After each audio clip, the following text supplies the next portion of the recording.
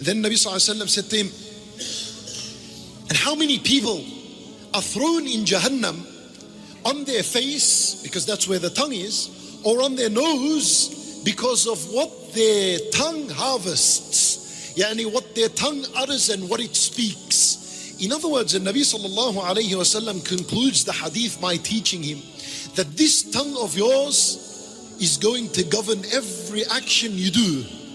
All this worship is good, but it's all unfortunately on the side if this is not controlled. And this is very true. Then the Nabi sallallahu alayhi wasallam in another hadith, he was once approached by certain companions, a few companions, and they said to him, Ya Rasulullah, inna fulana tuzkaru bi kathrati salatiha wa sadaqatiha wa siyamiha. They came to Rasulullah sallallahu alayhi wasallam and they said to him, Ya Rasulullah, there's a woman in the neighborhood. She is known for a lot of salat and a lot of fasting and a lot of sadaqah. يعني her worship MashaAllah 100%. غير أنها تؤذي جيرانها بلسانها. But she's got one thing. She harms her neighbor with her tongue. Not with her hands, let alone with her, just with her tongue. Maybe she curses them. She says something bad that hurts them.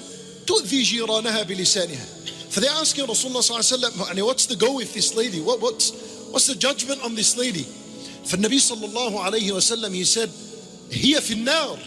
She's in the fire. Well, she had worship. What was the problem? The problem was her tongue.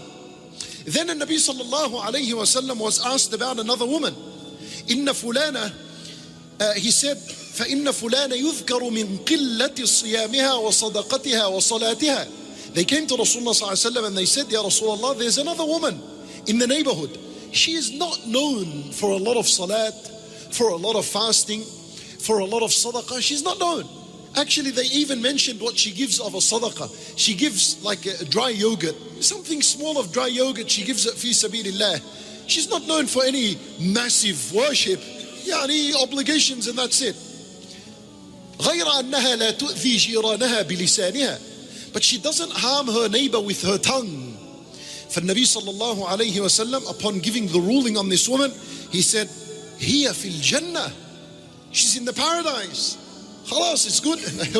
She understood how important it is to control and to restrain this tongue. So even though she didn't have a lot of worship, she was into the paradise.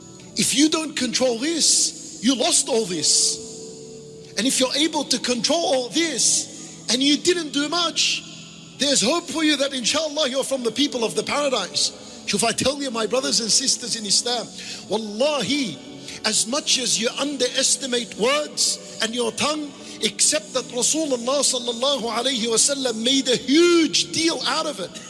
Understand how huge it is, the words you speak. Control your tongue.